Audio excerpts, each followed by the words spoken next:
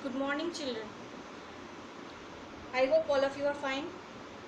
So, in previous classes, we have been introduced by computer. We know that computer is an electronic device. We also know that computer can store large amount of data. All this we have learnt in the previous classes. We also know that there are different types of computer. Some are very big, which are used for various important tasks, and some are small, which are portable.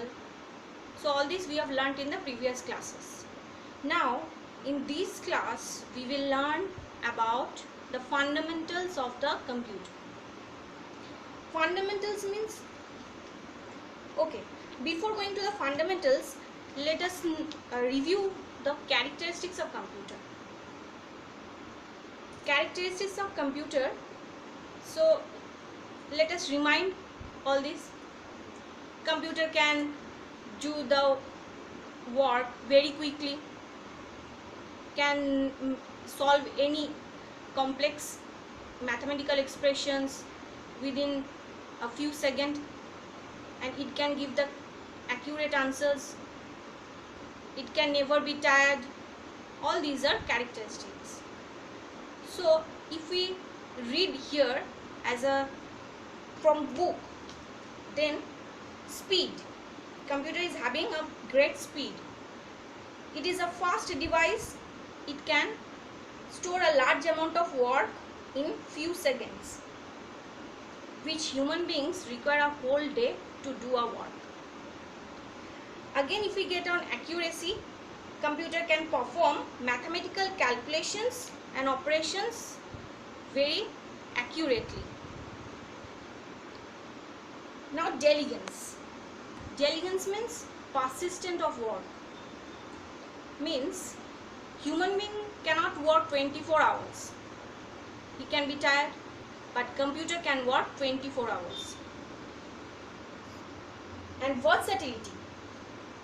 Versatility means computer can do at a time many works. We can paint pictures. While doing the painting, we can listen music or any other folder we can open. We can do. High memory. The computer has more memory or storage capacity. It can store huge amount of data and instructions. All these are characteristics of computer. Now, basic units of computer. Basic units. There are three basic units in a computer. One, input unit, processing unit, and output unit. Okay, first of all, let us think about a washing machine. What we will do in washing machine? First, we will give some input, means the dirty clothes. Then, the washing machine will wash, carry on, process its work. Then after finishing its work, it will give us clean clothes as an output. So, this machine needs three units. One input unit, processing unit, and output unit. Similarly, our computer also works like that. Some data we will put input through the keyboard. Then the computer will process. Then it will give us output. Suppose we need to solve one sum, that is 8 plus 5. How we will do? We have to give the inputs 8 plus 5. We have given instruction to computer to add that. So it will process by adding. It will calculate. That is the processing unit. And as the output we will get the 13.